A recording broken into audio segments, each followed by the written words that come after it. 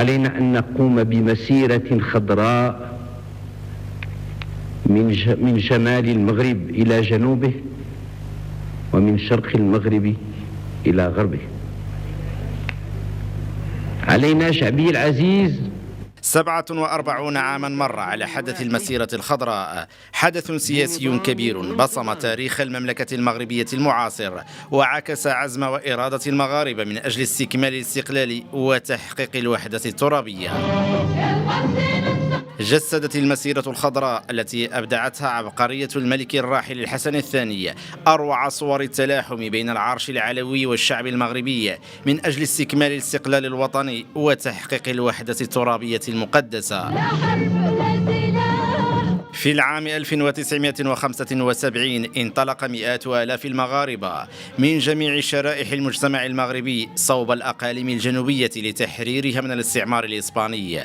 أمام الحشود الغفيرة المسلحة بالمصحف الكريم والعلم الوطني، لم تجد سلطة الاحتلال الإسباني إلا الرضوخ لإرادة الملك والشعب في استكمال وحدة الوطن.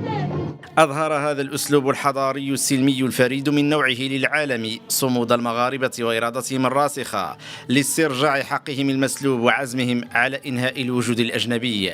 حققت المسيرة الخضراء أهدافها وحطمت الحدود المصطنعة بين أبناء الوطن الواحد، متمسكة بالفضيلة وبقيم السلم والسلام في استرداد الحق المسلوب.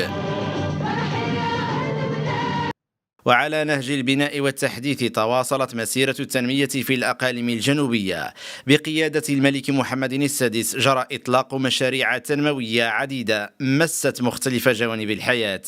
انعكست هذه المشاريع على المجالات الاجتماعية والخدمات الصحية والسكن وفرص الشغل لأبناء هذه المناطق، كما تحولت مدن الصحراء المغربية إلى قبلة عالمية للاستثمارات الدولية.